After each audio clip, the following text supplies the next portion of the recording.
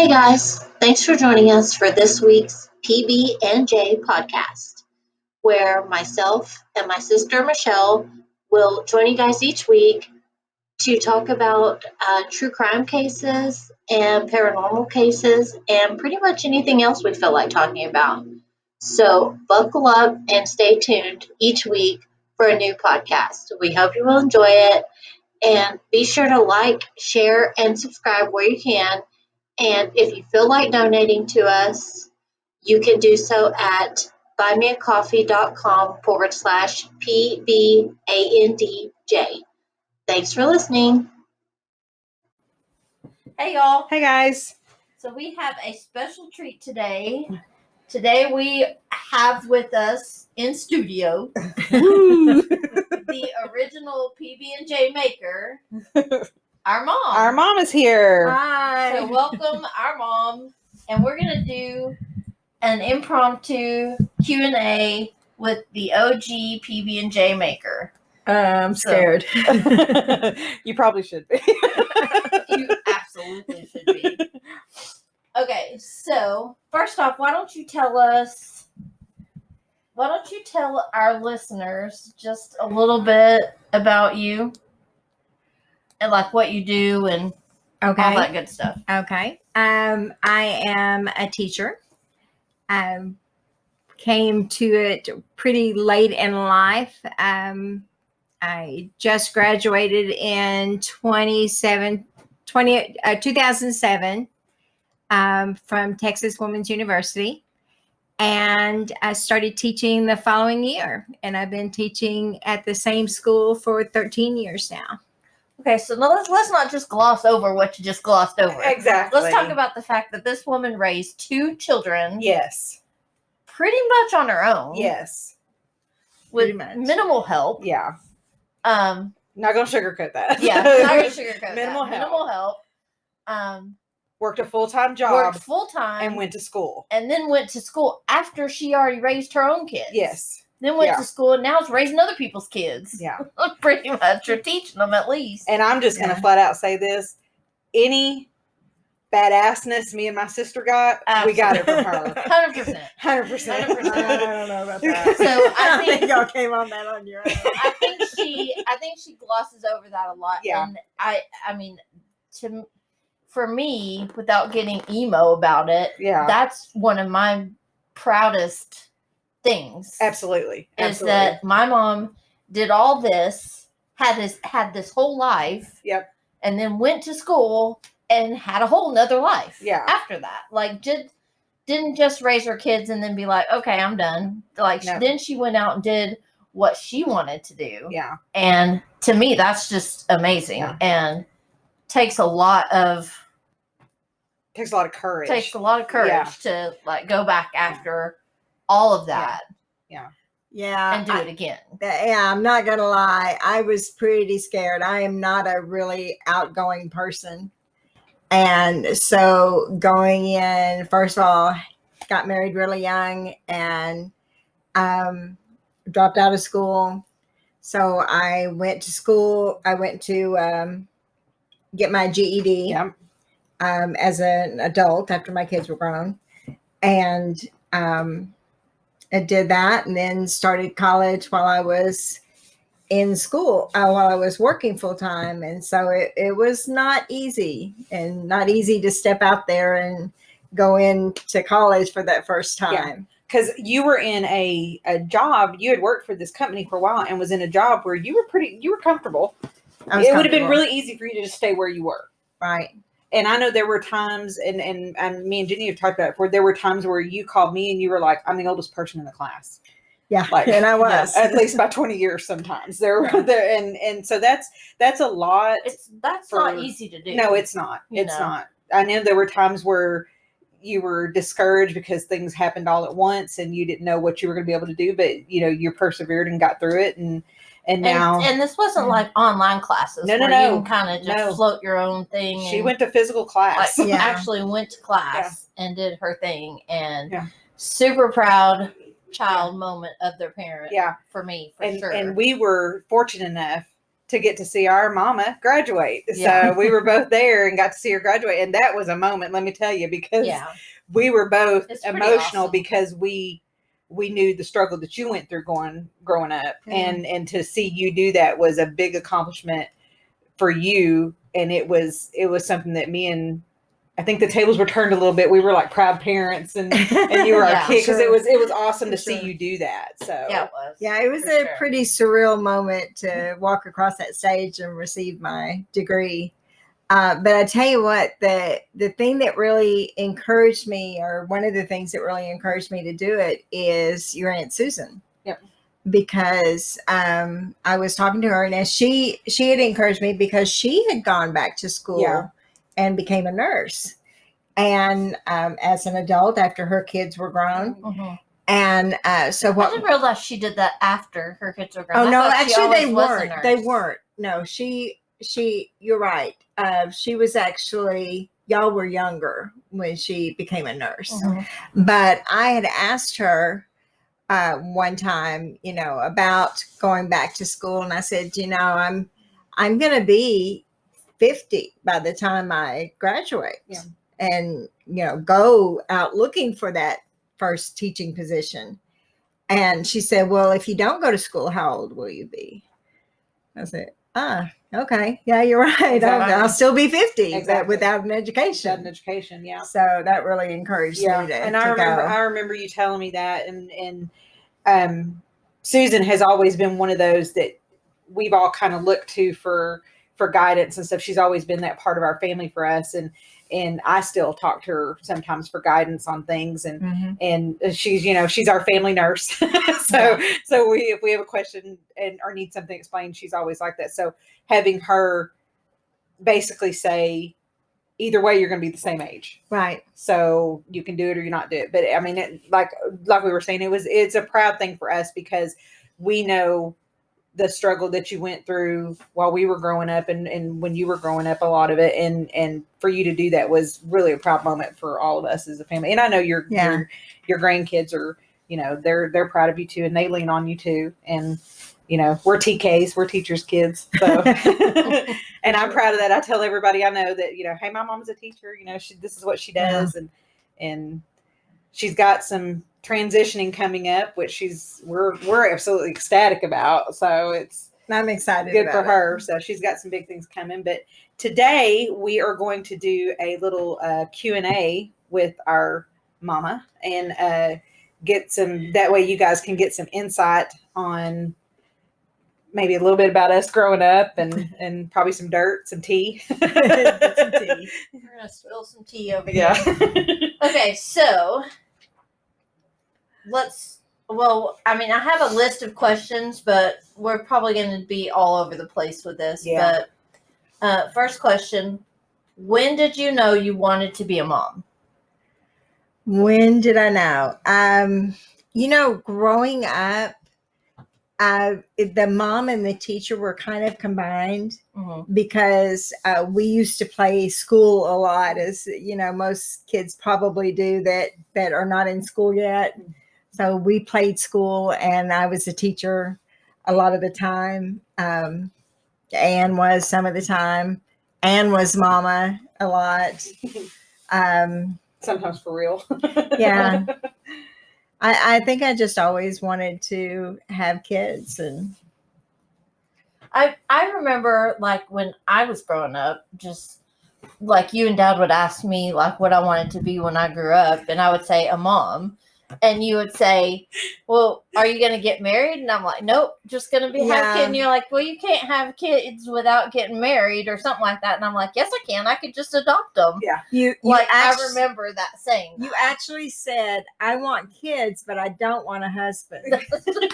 And I think you were probably about 5 at that time. I remember that. That's crazy. Kept that that was her philosophy for a long time. Yeah, so yeah, for sure. That's funny. I don't know. I just remember that. She did not want a husband. Should I have kept that? It changes from day to day now. It's a daily You were struggle. probably about 5 at the time, so you were really young. But I had it all But you were figured out. you were very I was gonna determined. adopt You didn't quite kids know and- where kids came from, but you knew that You that wanted them, and you could pick them up already made and Yeah. pre-made. pre-made without a husband. How did you decide how many children to have? I just always wanted 2. Really? Yeah. I just that we said that from the beginning we were going to have 2, and for me it didn't. I preferred to have girls because I wanted you guys to be friends. Did Dad want a girl and boy, or did he care, or do you know? I think he wanted a boy to begin with, but the second time he wanted a girl. I think he got the girl, and then got another girl and decided I'm going to do boy things with her. Yeah. Yeah. So, because Always, I remember, like, maybe this is just what's in my head or what I've played in my head. I don't know if it's like the truth or not, but I always remember like Shell being like kind of the prissy one, and I was more the like tomboyish, like a still. little like bit. doing still. things with like doing more boy type things. Some of your aunt and uncles used to call you Little Gary. Your dad's aunts and uncles used to call you Little Gary. Okay, so what do you remember about the day you had Shell? We'll start with her. Oh, okay. Mine's easy. Yeah. Well, they're both pretty easy, actually, both of you.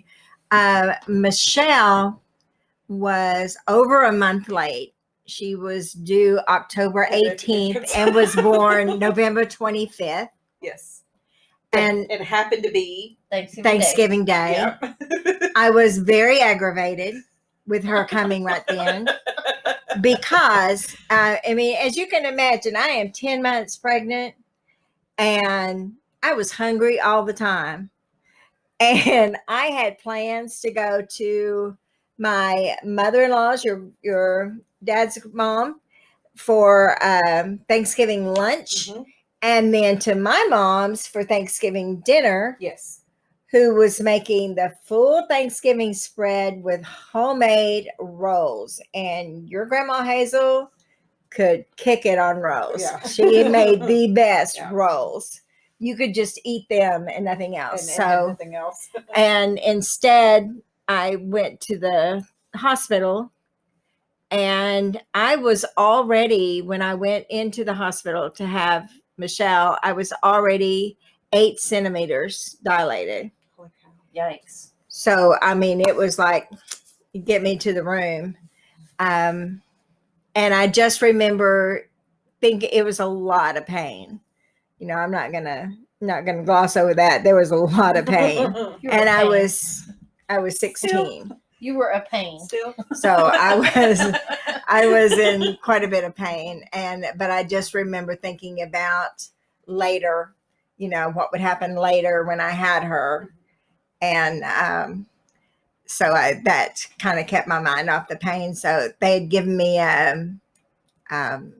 epidural, and that hurt Yeah. a lot. And but when I had her, I was in recovery, and both your grandmas brought me food. So Nice. I was sitting in recovery eating turkey and dressing, and And that's not back dressing when- because I hate dressing. That's when but- they allowed that. They allowed Yeah. that back then. Now Yeah. you can't take anything into the hospital. So. But I do remember that when you were born, there was another girl that was having a baby, and she screamed nonstop Oh my God. from the time she got in until, you know, I guess the baby was delivered, because the delivery room was right beside the recovery room. Oh, good Lord. And so it was, and I didn't scream at all. In fact, the nurse kept telling me that I could scream if I wanted to. I was like, no, I'm good. What about with sis? Okay, so when you went through that round 1, so round 2, when I came along, what was your Round 2. what was the most memorable thing besides the fact that I was there? So Also late. also late. She was almost a month overdue. I don't know what it is about y'all. You want to just hang around for That's a while. that's so crazy because we didn't want to come out and Nathan couldn't wait to come out. Yeah, Yeah. no kidding. Nathan's like, Okay, I will say that I'm going to interject this right quick. If we were both late, we get that from our Aunt Ann. Yeah, yeah, for sure. Because our Aunt Ann is habitually late for everything. Yeah. So, You always want to tell her an hour but later. we love her anyway. absolutely. Or an hour earlier than you actually want her to come. But with you, I was sick and I had the flu. And you have to understand, in my family growing up, they believed in old time remedies. And so my mother came over and made the strongest hot toddy, Yeah. which is like 95% whiskey, 1% hot water, and some lemon and sugar. And she was like trying to force me to drink it. And I'm like, I'm pregnant. I'm not going to drink liquor, especially, right before, while I'm due to Is that where I give get birth. It's our party, baby. Is that where I get my love for Fireball? But yeah, when I went in, again, I was dilated pretty far because I was having a different kind of pain. I was having back pain instead. And so I didn't go until it was pretty late. And your cousin Stephen was in the hospital because they had rushed him in. He was sick. And so we were at the hospital with him. And I had been having pains all day long and continued having pains at the hospital. And my mother wanted me to have me admitted there at the hospital that we were at, which is not the hospital I was supposed to be at. So I refused that and went to the hospital you were actually born in. But then it was 2 days before I could even see you because they kept coming in and taking my temperature. And I was running between 100 and 104 temperature the whole time. And so they kept taking my temperature and wouldn't let me have you. And I even tried sucking on ice because I wanted my baby. But then when they would come to take my temperature, it would still be high. So it was a while. It was almost time to get out of the hospital before they would actually let me hold you. Thus started the trend of me being sick on my birthday, apparently. Because my mom was sick on my birthday. So when I came out, then I was sick on my birthday. So, because I was for like my first birthday, I was sick, wasn't I? Like with a temperature or something like that. I don't remember it, but I remember no, stories actually, about it. Your first birthday, I had bleeding ulcers, so I was in the hospital. That's right. Mom was in the hospital. So yeah, For my birthday. Yeah, so we had your birthday like a week later. I remember one birthday I had a fever, and then one birthday I drank liquid Tubental. Yes, you did. And then had to go have my stomach pumped or whatever. Yeah, that was a party. Okay, so tell me, what did you love most about me and Shell being in the infant stage? Y'all were funny. You were just entertaining. You would always smile. You were always happy. Your Aunt Ann tried to carry both of you all the time. I remember that when I first got out of the hospital with Michelle, we went to the movies. We went to a drive-in, and Anne was pretending that she was hers.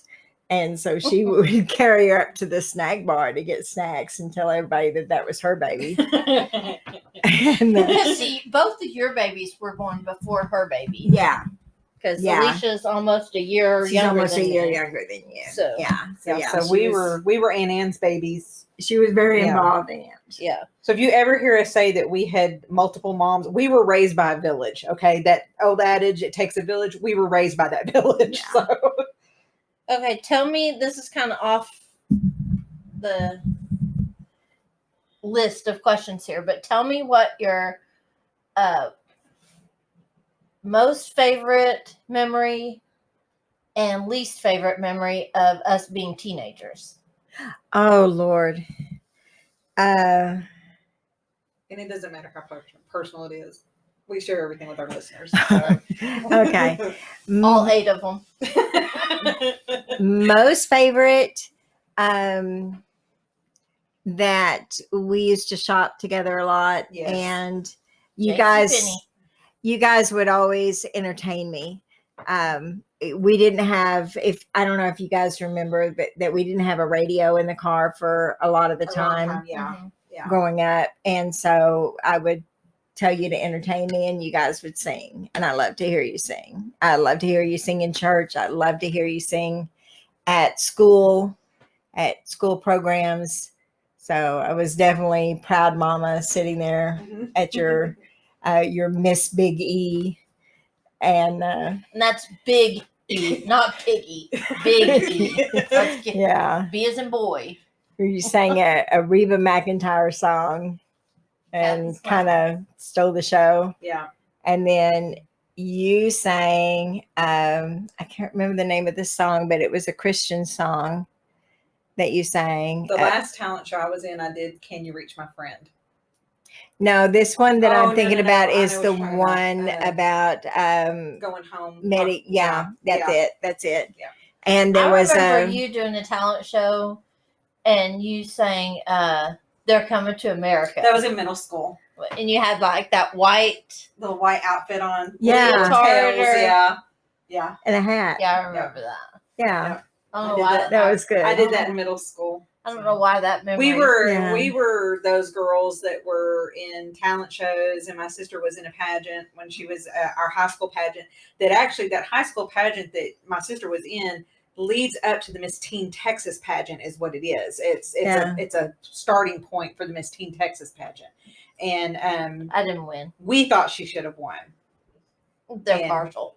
They were, but it turned out it was one of those whoever sold the most ads in the program, Yeah. kind of thing. Six So, was kind of in. I mean, the girl that won, she did have talent. We didn't care for her, but she did have talent. But she wasn't as talented. No, as she Jenny. wasn't. Not even by far was she as talented as my sister. And I'm not saying that because she's my sister. My sister is very talented, so she has a beautiful voice. Yeah. And then you had a radio station guy that was one of the judges of that going home Jody Dean song. from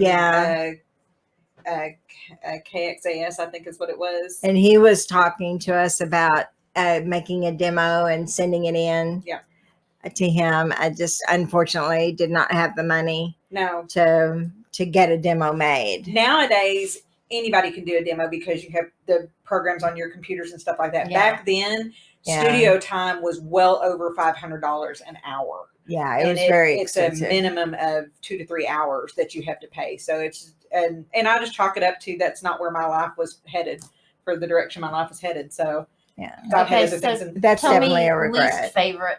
Yeah. Oh, least favorite. Oh goodness. Least favorite for Shell. I know mine. Do you know yours? It's a toss up between two. Okay. Well, least favorite for Michelle, and I'm sorry, I'm gonna have to give you up. That's all right. Was when you decided that because I would not let you go spend spring break with your boyfriend, you were 17, and you decided that you were going to go live at your friend's house with her and her mom so that you could be your own person. Yes. And I think I asked you, how can you be your own person when somebody else is paying the bills? That was not what you wanted to hear. Nope.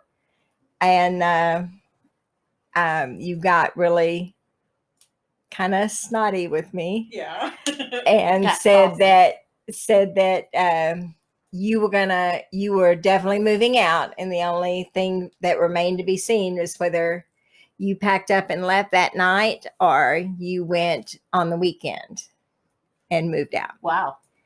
And I suggested that it would be in your best interest to go to your room, and you got kind of snippy again. And so you got something that I have never done before and would never do again, but Yeah. you got a little slap across the face Well deserved.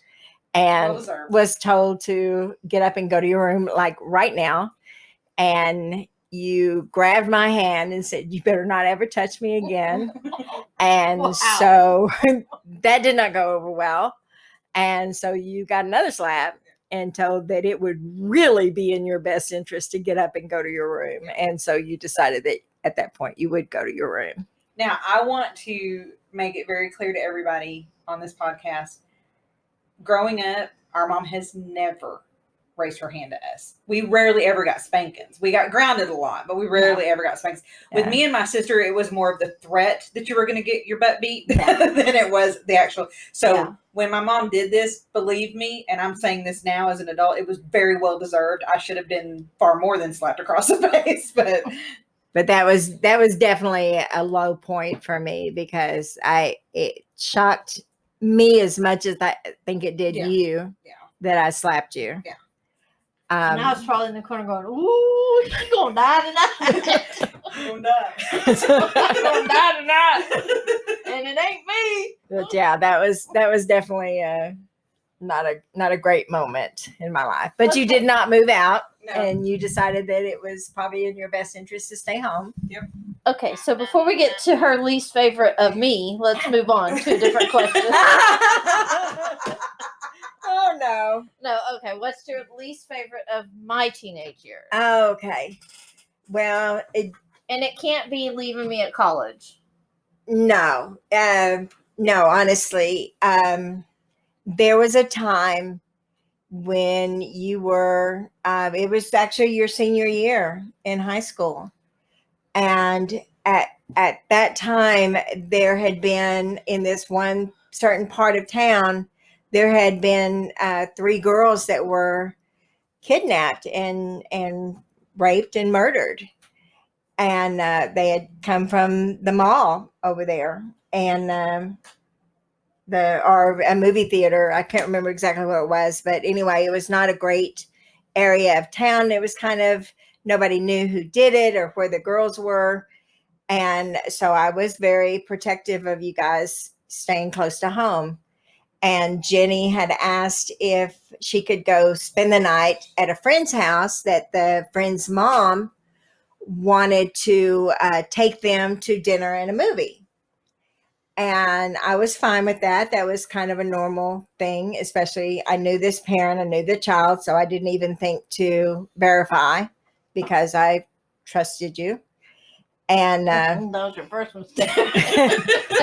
And so probably, and I don't think Jenny still believes this, but probably about 10 o'clock that night, I had been sleeping and I just suddenly sat up in bed and said, she did not go there with her mom. And so in that moment, I just clearly believed that y'all had gone on your own and that it was not a safe place for you to be. And so I was very nervous and scared. And the next morning, when I picked you up, I think I asked you, so where did your friend's mom take y'all? And you started to tell the truth. And I think you started to lie and say, oh, well, she took us to dinner here and we went to see this movie. And I said, you didn't go with her mom. And she's like, the jig is up, so somehow mom found out. And so you gave it up and got grounded for 3 months. And the only thing that got you out of being, actually you stayed grounded for 3 months. Oh, I was going to say, I think I and did the whole you did, and you had actually complained to your preacher that your mom, here you are graduating from high school and you're grounded for 3 months, and thought that was completely unfair. And because you have to understand that Jenny growing up, she was one from the time she was little bitty, would do what she wanted to do and hang the consequences. Miss Independent. You know, Michelle, you could go, you better stop now, and you'd be in your room crying because you just raise your voice. Miss Jenny, it didn't matter what you did to her. If she wanted to do something, it was going to be done. Libby McGee over here. And so she complained to her preacher about it, and he told her that he knew she wanted to go to Florida to go to college, and that I was against it, and that if she would stick to her grounding without, giving any lip about it, that he would talk to me about letting you go to Pensacola to go to college. I remember that. And so he did, and you did, and you went to college. The rest is history. Yeah. Okay, so let's go to. Okay, so let's go to let's say nicknames for your kids, and how did they come to be? Well, you were Jenny Penny, Always. and just, I don't know, it rhymed. I was either Jenny Penny or Judy Duty. Yeah. Grandma called you Judy all the time. Yeah. Yeah, she called you Judy. I called you Jenny Penny. Michelle was Shell Bell, and she was actually named after a Beatles song. Yes. Michelle, my belle. Which I have to tell you, like, every time I tell somebody like my name and they know roughly about what my age is, for my entire life, I've heard that song. They sing that song to me, and I'm like, yes, I was named after that song. They're like, for real? I'm like, yes, I was named after that song. So Yeah, you were. And then Marie was because it goes together, and because my middle name is Marie, your aunt's middle name is Marie, and your grandma's name is Marie. Jennifer came from, that was your dad. He liked the name Jennifer. And so we picked that. Kristen and it's Kristen, Kristen. It was misspelled on the birth certificate. So legally it's something else. it was supposed to be Kristen, and that was actually a soap star, the character's name. It was and from Days of Our Lives, wasn't it? It was. Kristen from Days of Our Lives. And I just always liked that name. I will say, like, in I want to say it was my 5th grade class, there were 5 Jennifers. Mm-hmm. Yes. And I was the only one that didn't have the middle name Lynn, I think. Yep. Yeah, y'all had I think I had one friend, her name was Jennifer Joe. The teacher had a hard time giving y'all separate names. Yeah. Because there weren't any, because there were several of them that had the same first and 2 initials. Yeah. So they couldn't Not call them me. different things.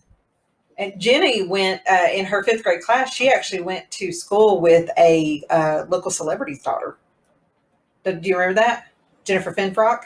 Oh, Her dad was the weatherman. local weatherman. Yeah. So, and I went to school with but she Harold wasn't. Taft's She grandson. wasn't my. Mhm. She wasn't in my. I thought she was in your class. I thought she was one of the wasn't. Jennifers that was in your class. No, she wasn't. Yeah. Yeah, and speaking of going to school, I think she was a year older than me. I remember, and I can't for the life of me, and maybe you guys can remember, I can't remember which one it was, but one of you came home just super upset with your teacher and said, Mom, do you think it's fair that they got a candy bar just because they're twins? The teacher gave them candy, gave them a chocolate bar just because they're twins. So there was a set of twins. Do either of you remember that? I don't remember. I don't Yeah, remember. you were Now, very we had- young. We had two sisters that went to school together that neither one of us could stand. Yeah, no, this One was in my grade and one was in Jenny's grade. Lynn with 1 N. yeah, no, this was a set of twins, and whoever it was, you were just really super upset that of the unfairness of him giving them a might have chocolate been bar me because they're twins. I think when we were younger, I think when I went to D. McRae Elementary, I think there was a set of twins in my class. I think it that's probably what it was you. yeah. You had a very deep seated sense of justice. Yeah, to be fair. That just was and not let justice. me just tell you, she would dole it out when she felt it was necessary.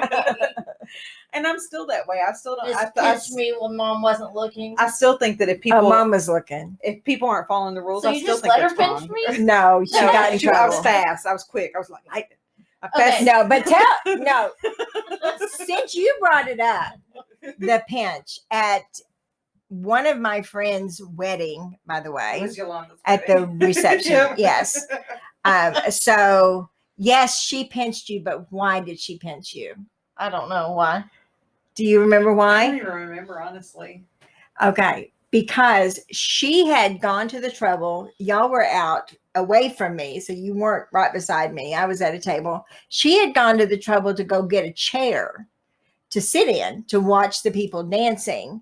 And so you brought the chair up and set it down for you to sit in, and she jumped in it. And so you grabbed a hold of her shoulder and gave her a good twist. And so Mom saw the whole thing, and you both got in trouble. Because what did I always tell you when you were going out? Oh, we better remember who we are and where Who we you are came and where you from. came from. Who We you tell are and our where you kids that came now. from. Yeah, we tell our kids that now. So. Okay, Yeah. so tell me what surprised you most about being a parent. What surprised me the most? Yep. I don't know, probably the sense of responsibility about it and how much fun y'all were. That's one thing I will say. Like I remember like we always did like this like not special things. But I mean they were pretty like everyday things, but they felt special. Yeah. Yeah. You know they. Yeah.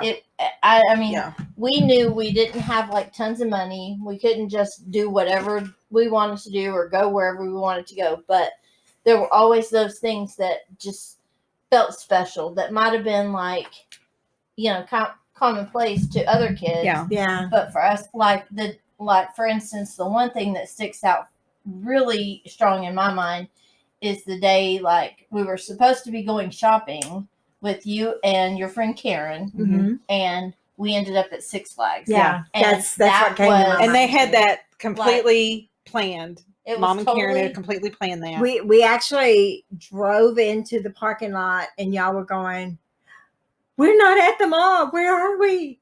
It's like you knew we were at Six Flags, Yeah. and I said, "Oh, well, I guess we're in the parking lot now. We have to stay." So we went in and and I got to do remember like things. honestly, I remember like thinking like a lot of my friends and stuff would have like season passes to Six Flags and stuff Mm-hmm. like that, so they would go all the time, and it was it wasn't like it wasn't something that we could do all the time, Right. but just that being able to go, that is such a strong memory in my mind of that whole day, just that whole, not even just the fact that we went to Six Flags, but I have a picture somewhere of us there in that big chair. Yeah. And Yeah. and just like I remember like going to like we would go to the shows in the park. Yes. And I remember like getting pulled up onto the stage. Yes. Yeah. At the saloon show. The saloon one. And just stuff like that. Well, it's such a big memory for me of my childhood. And actually, that was 2 times. I think on the saloon one, I mean, that was all in the same time, but 2 different times you were pulled up on stage. And I'm sorry, I can't remember if it was Michelle or Jenny that got pulled up in the Old South. That was her. That was me. Okay. Yeah. I just remember that this young, cute boy came out in the audience, and they were coming, the people that were singing were coming out and grabbing kids. And I think you were probably 7 or 8. Mm-hmm. You weren't that old. But they grabbed you and pulled you up there to dance with them on stage. And I think you were vowed to never wash your hand again because that cute boy had held your hand. Thus started her show choir experience. Yeah. I think that's when I made the decision that I wanted, and for the longest time I wanted to perform at Six Flags so bad. Yeah. And just never got the chance to go out because they had their stuff was at weird times and when they would do auditions and stuff. But that actually did start my seeing those shows growing up. And I think for Jenny too, seeing those things and the reaction from the people really put the love of performing in for us. Because didn't you work at Six Flags for a while? I did work at Six She Flags. did. I worked in the games, and I'm gonna tell everybody right now, the game's rigged. I was the turtle wax girl on the plates. You know, when you toss the quarter, it's supposed to land on the plate. Yeah. Every night before, and Six Flags will probably come after me for this, but every night before we left work, we had to put turtle wax on those plates. Really? Yes. Allegedly. Allegedly. Yeah, we won't say allegedly. Allegedly, I was the girl that put turtle wax on the plates. So, yeah, they were rigged. Did you ever not do it just so somebody would win? I was moved to a different game area because I was not happy about of course, my love of justice. Yeah. I was not happy about the fact that we were doing that. And I voiced my opinion, and my boss was like, yeah, we might want to move her somewhere else. So they put me somewhere else for a while. So, but yeah, so. Okay, so tell me, what was the most difficult part about being a mom? Oh, gotta be just the feeling of responsibility. You know, I was basically, and I'm sorry to say, I was the one that was responsible for not only making sure you got fed, that you had clothes to wear, that you got to school, but also that we had money to pay for rent and housing and you know, everything that had to be done, and go to all the programs. And there Never was missed a one. Never missed a one. I didn't, and there was one that I would have happily ducked out of because it was the longest program in the history of life. And it was yours. It was Michelle's. And I remember that it was by grade level. And I want to say you were in first or second grade at the time. And so y'all came pretty early in the program. It went all the way up to sixth grade. And it was like 3 or 4 choir songs, and then 3 or 4 instrumental songs for each grade level. And I promise you, by the time sixth grade rolled around, I had a splitting headache and just wanted to go home. So I would have passed on that one, but my child was in it, so couldn't happen. That's probably like the one thing that I've always tried to do with Nate is like I can count on one hand how many football games I've missed. Yeah. I've never missed a school function that I can think of. Now I might have missed some a few years ago when I was in the hospital, when he started high school. So that's when I missed the football games because I was in the hospital. Yeah. So, but that's something that always stood out to me is I've got to make sure I'm there. And my kid to this day will find me in a crowd. Always. And has to wave to me. No matter where we are. Doesn't matter where we're at or what we're doing. I mean, you saw he did it at graduation. And he turned around and he looked until he saw us, and he's been that way. Justin's the same way. All his life he has done that, and he will probably always do that.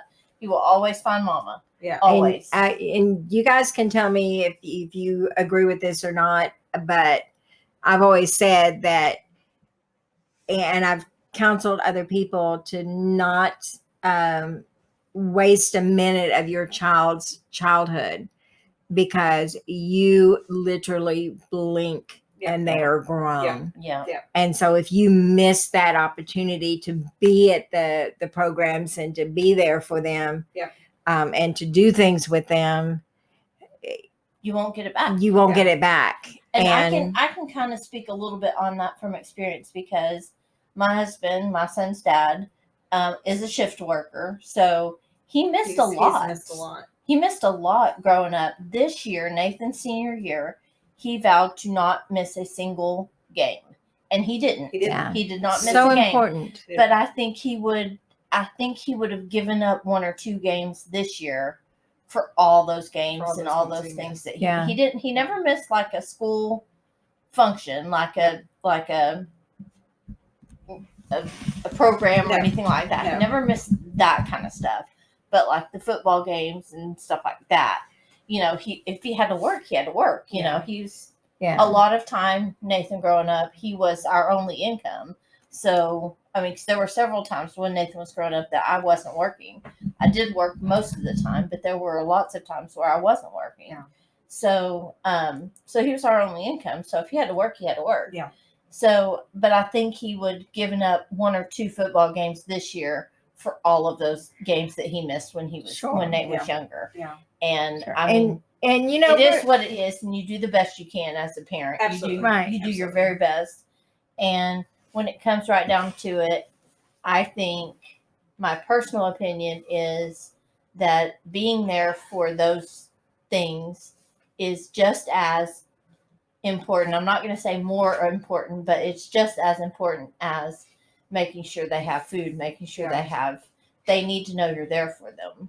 Too. They need to know they can count on you. Because this is the thing, because I'm on the flip side of it, and I'll be perfectly honest, and my mom understands, I think Jenny understands. I don't remember very many programs that I was in. I was in show choir pretty much all my high school, and I did stuff in middle school. I don't remember very many things that my dad was at. Yeah. And that doesn't take away from anything. It's just that my mom was always there, and like to the point where you didn't appreciate that she was going to be there because you knew she would be there. Like it just was. That was mom, and Jenny will attest to this. You were always our constant. You and Grandma Loretta were always our constant, because we knew we could depend on the two of you to make sure things were done. Because if you couldn't get to us, she could. But I don't remember very many things that Dad went to, because he just didn't come to my stuff, and I don't know why. He just didn't. So that's just the way things were. Like for mine, the only thing that really sticks out is the pageant, the school pageant, and graduation. Yeah, he was there one night at your pageant. Remember, the pageant was 2 nights. I think it was the last night. He didn't want to go the second. No, he went the first night. He didn't want to go the second night because he had already seen it. Yeah. And he didn't want to see it again. The first night was my talent night. Yeah. Yeah. And then my interview was my second night. With your evening gown. Yeah. Yeah. Yeah. But your big brother came. Rob was there. Yeah. So. Was he? Yeah. He actually videotaped it. Rob was videotaping that night because we were dating then. Yeah. So, and you guys, Rob has known my sister since you were 16. Forever. Yeah. So he's been in the family a very long time. So. Yeah. Okay. So we're gonna start wrapping this up, but tell me what your favorite part, what the best part about being a mother has been for you. Gosh, just listening to the way you are with each other. Honestly, you guys are both so funny. And I'm funnier, but always entertain. You are always willing to put on a show, or chase each other with a knife, Yeah, that was chasing you. Yeah, that was you. That was yeah, and I don't know if you guys have told this story before, but I feel like I have to tell some background behind it. It wasn't as if I was the knife attack. The knife attack. Nobody was injured in this knife attack. Let's just put that out there. Nobody was sliced or diced or anything like that. Yes, although your mother almost had a heart attack. And in my defense, I was only 3. Yes, and Michelle was laughing and thought it was really funny. We lived in a house that had kind of like a circle walkway. You got to the bedrooms and the hallway from the living room into the kitchen, back into the living room. So it was kind of a circle. And you guys were supposed to be taking a nap. I had put you down. You had acted like you had dozed off anyway. So we were 3 and 5 or 3 and 4? 3 and 5. Something like that. And so I laid down on the couch and And who hasn't done that as a kid, as a parent? absolutely. You know, who hasn't and put their kid down and they thought, oh, perfect time. I'm going to take a little nap. take too. a little nap. And so it took me a little while to a couple of circles before I was fully awake enough to realize what was happening. Y'all had gone into the kitchen and gotten the butcher knife out of the drawer, and Jenny was chasing Michelle, and Michelle was laughing and running. And so, I mean, you made one pass and I kind of cracked an eye and saw that y'all were running through. And then on the next pass, I saw that you had a knife and you were chasing her with it. Chucky. And I was What like, can I say? oh my God. You know, Jenny, stop. Couldn't tell Michelle to stop because if she stopped, you'd have stabbed her. And so I had to stop Jenny. So I guess I have deserved all those pinches through the years. I don't know. Yeah. I mean, I'm just taking a wild guess there. Not but- sure what she did that you were chasing her with a knife. I mean, but honestly, I took a nap one time when Nathan was taking a nap, and I woke up and the back door was open and he was next door in his underwear. I mean, it just happens, you know. It wasn't a knife, but just as dangerous, if not Yeah. more. Luckily, we have good neighbors. So I walked into the boys were in the living room watching TV, and we had a sliding glass door. And I walked into the other room to get something. When I came out, the sliding glass door was open, and they were both gone. They were in diapers, no shoes. yeah. They Yeah. made it all the way up. Now Jenny knows what we're talking about, but where we were living at the time, at the end, you turned off of a main road, and there was a Taco Bueno right there, Mhm. and then you went down this long road that went into the apartment complex, and this black gentleman, African American gentleman, found them almost to Taco Bueno, called their names. Both of them came straight to him. He brings them back to me. I'm hysterical. He brings them back to me and he We're goes, just going to get it and do some tacos. they were going to get tacos, is what Justin told me. They were going to get tacos. And he looked at me and he said, baby girl, he said, while I appreciate the fact that you teach your children that they shouldn't be afraid of people of color, you need to teach them about stranger danger. He said, because I called their names and they came straight to me. And he was very serious. Yeah. Because you called their name. I said, well, you called their name, so they figured you knew him. He goes, yeah. He said, and they were hugging him, and because my kids have never, and Nathan either, we've never raised our kids to see other people as different. Just they have different qualities from us, but everybody's been, and we got that from our mom. My mom's always been the type of person that everybody is equal to her, and it's by the content of your character, not the color of your skin or your race or anything like that, or your religion. And I don't think you guys ever met a stranger. Never. And Nathan hasn't Never either. We believed used to that call you Nathan would. our little politician Yeah. because he would want to shake everybody's hand, and the Yeah. boys are the same way. So Okay, so we'll wrap this up with one last little pearl of wisdom, and I want to know what advice you have for. I mean, you can just do advice as a parent. You can do advice as starting out young, because you did Yeah. start out young. You had 2 kids before you were 20, correct? Right. So, or you can just do parenting now, just because you don't necessarily parent us now, but you're still our parent. But Yeah. more so your kids at school. Just parenting in today's society, I guess, or just a little pearl of wisdom for. Okay, because I am all wise and all knowing. You have experience that plays into it big time.